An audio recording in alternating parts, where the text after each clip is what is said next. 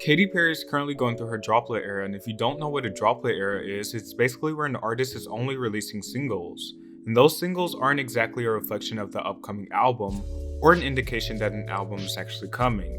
It's just singles. They can be miscellaneous and have no correlation to each other. As we know, Witness wasn't exactly well received, and it feels like she's gradually reinventing herself with these droplet singles.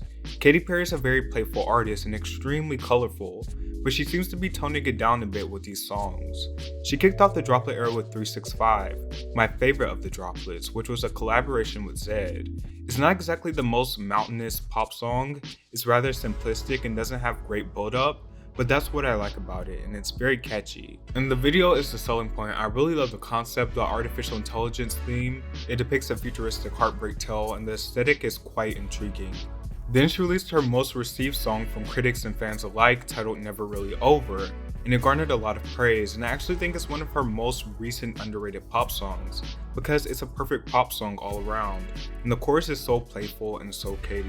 The video is also more aesthetically toned down. You're not getting whipped cream shooting out of her bra anymore, but it's still classic Katy fare.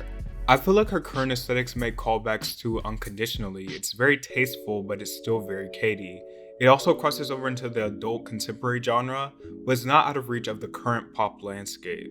Nonetheless, I think Never Really Over was one of the best pop songs of 2019, and it was pretty steady commercially, but I did expect it to be a bit bigger. It's a pure pop song, but in the best way possible. She followed this with the release of Small Talk, which was famously produced by Charlie Puth. It's one of the droplets that tend to fly under the radar. The lyrical content is a bit playful and childish, but I think the production on the track is very nice. It toys with some minimalistic elements as well. And then we have Harley's in Hawaii, which is by far my least favorite of the songs she's released recently. However, I do like to switch up to the soft, sexy pop sound, but I'm just not a fan of the lyrical content or even the melodies necessarily. And that leads us to now, where she recently released her most personal single of her droplet era, titled Never Worn White. And what she reveals, she's pregnant and she looks absolutely amazing.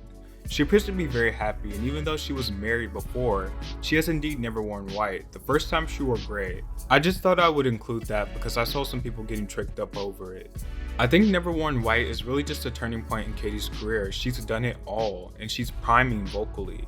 She's not chasing after her past hype or nostalgia, which is very refreshing to see. A lot of artists struggle with that, but she's doing well. I like that she's growing with the times and taking on a more mature image, even if that means everything she releases doesn't top the charts as it used to. She's established now. A lot of artists struggle with it, but she's a grown woman now, and it shows. Her teenage dream seems to be far behind her now, as we watch her continue to grow into a different phase of her life.